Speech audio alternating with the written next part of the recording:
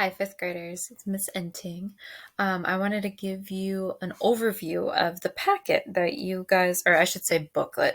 It's thicker than a packet, let's be honest. Your booklet for Wonder and kind of what all is involved there. So I have the PDF of it up on my screen, as you can see here. Now, as I'm scrolling through this, you might see some pages on my PDF on the screen that you don't have in your packet or your booklet, and that's okay. I didn't print off all of the pages for your booklets, okay? So if you see a page on here like, whoa, Missy, I don't have that. Am I missing something? You're not missing anything. I did not print all of these pages for your booklets. So you should already have your name. And if you wanted to put my name on the front too, you could. So you should already have your name written on your booklet. Really cool quote that we'll be reading in our book. Then we get to the table of contents.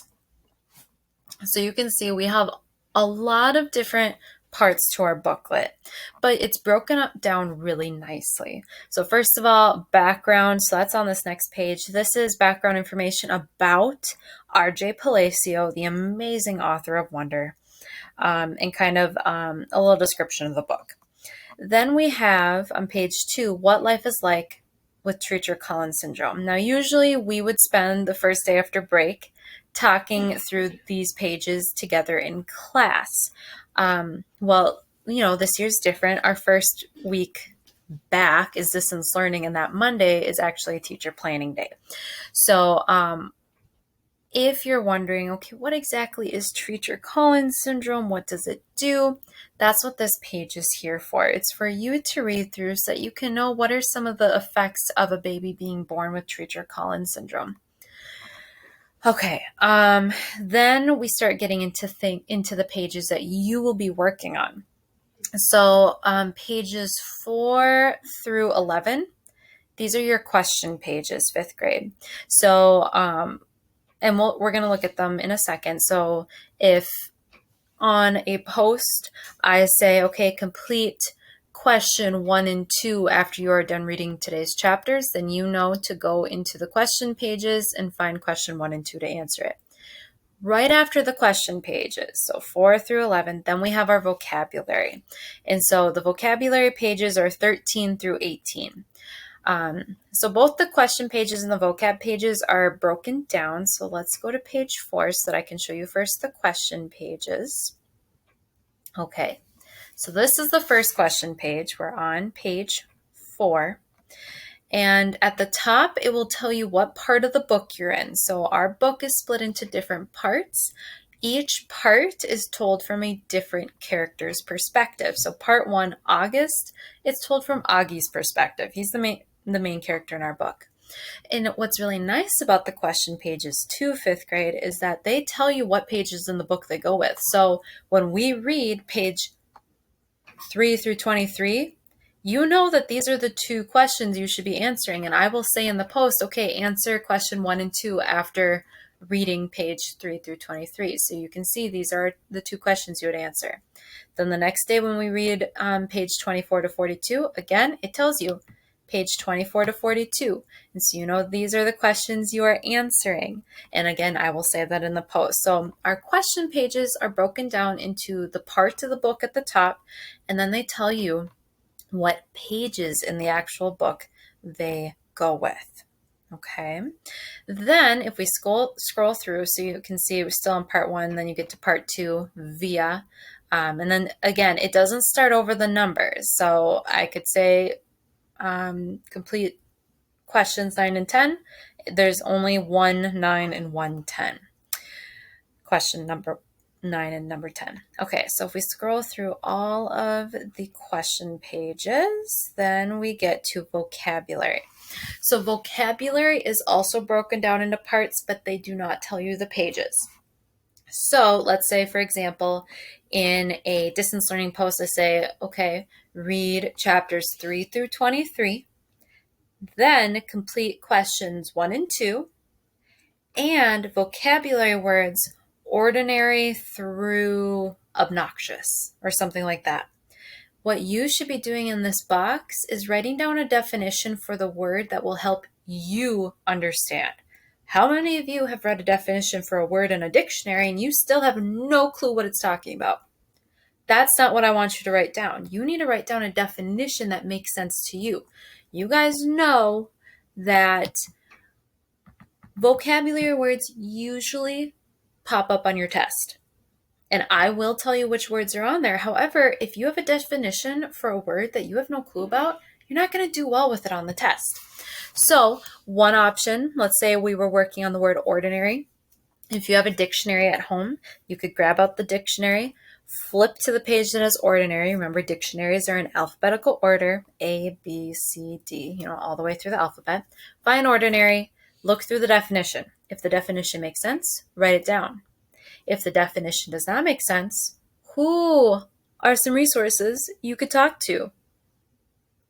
Your parents, an older sibling. If you're really, really, really getting stuck, you could send me an email. I might not be able to answer right away though. So use your resources.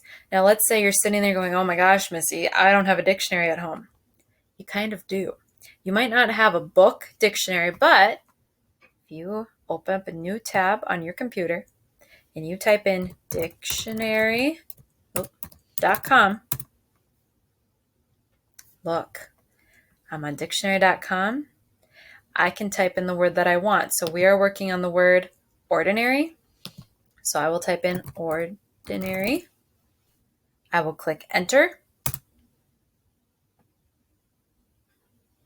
I have a lot of tabs up, so it's taking a while to load. And look, we have our word and we have definitions. So, of no special quality or interest. Maybe you're thinking, whoa, Missy, that doesn't make a lot of sense to me. Let's look at the second definition. Plain or undistinguished. That makes more sense to me. That makes a lot more sense to me. So I could write down plain or undistinguished. So dictionary.com, 5th grade, that is a resource. You can use your computer to search the dictionary. Now, unfortunately, you probably have ads popping up on yours like I do, but it's an easy, quick resource. Okay, so we've looked at the question pages, we've looked at the vocabulary pages, and again, there's a bunch of them. It's not like I'm going to assign you 25 words for a day. I don't do that, you know that. I wanted to point this out. At the end of your vocabulary pages, you'll notice your powerful vocabulary. You have some blank boxes here. So 5th grade, let's say you come across a word in Wonder, and you're like, oh my gosh, what on earth does that word mean? You could add it to your own vocabulary list as a way for you to remember what that word means. Not required, but it is helpful. Then we get into some other pages in our packet that we will be doing together. So plot diagram, themes, which we've talked about a little bit already this year, some of the different themes in Wonder. Symbols, I love talking about symbols with you guys, so that will be fun. I'm not sure if I included these pages, and again, if it's not in your packet, that's fine. I'm not sure I included the precepts. Okay, word clouds, I did include these. So let's read the directions together. Character word clouds. Come up with 20 character traits for each character in the novel, Wonder. Then create a word cloud about each of the characters in the story. Include one quote from the character. Okay, so you can see here we have Augie Pullman, main character. What you need to do is have at least 20 character traits for Augie in these kind of like rays around him. So you could write one character trait here, then maybe you skip a line. You write one in this space, then you skip a space, and you write one here. You need at least 20 around Augie's head. Then you can move on to the next character. So the next character is Via. Again, at least 20 character traits. Now, do character traits have to describe what the character looks like only? No. We are more than just what we look like. We've talked about not judging a book by its cover. That's a huge, huge theme in this book. So you can talk about what the character looks like, but all 20 of your traits should not be about the physical characteristics of a character. You guys are way better at character traits than listing what someone looks like. I expect at least half of your traits, your character traits, to be about the character as a person, not just what they look like. You can talk about what they like, what they don't like, what makes them angry, what makes them happy, who are their friends. What are some adjectives you would use to describe their personality? This could be something like shy, brave, mean, selfish, kind, friendly, helpful, bossy, anything like that. So at least half of those character traits, fifth grade, should not be something I can see if I look at a character.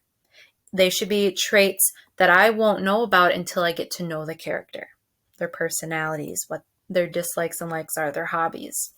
So character clouds, you have the entire book to work on these. So from the day we start reading, you can start on these character trait clouds. Please do not be the student who waits until the night before the test, the night before you turn in these packets, to sit down and write 20 character traits for each student. That is not a smart decision. You will not be happy with yourself if you wait until the night before to start on these character clouds. And I give you work days, fifth grade. You will have days where it's a catch-up day, and all that you should be doing is catching up on vocab, questions, and character word clouds. So you have all the time you need to get these done. Please do not procrastinate and put that on yourself the night before they're due to sit down and write 20 character traits for every single character. It will not be fun. You will not enjoy it, and you won't get out of it what you're supposed to be, which is getting to know these characters as a whole. So that's pretty much your packet. Now I'm going to scroll through and make sure I didn't miss anything. You're going to notice there are some characters on my screen that you don't have in your packet. That's okay. Remember, there are some pages on here that you don't have in yours, and that's totally okay. All right, just want to make sure I don't miss anything. I don't think I included this, but random acts of kindness bulletin board. We're just not going to do that this time. So this is our Wonder Packet. You will mainly be in charge of the question pages. Let me go to the table of contents. You'll mainly be in charge of the question pages. And remember, that's all of these right here. It just breaks it down into parts. These question pages, you'll be answering questions each time we read. Your vocabulary, you'll have some words every time we read. And then your character word clouds. You are also in charge of that. We will be doing the plot pages and the theme pages and those together. And this will be a really awesome book to read. As always, if you ever have any questions about a question, a vocab word, a character word cloud, what you're supposed to be doing in your packet, always email me and I will answer and help you. I hope you have a great rest of your day, fifth grade.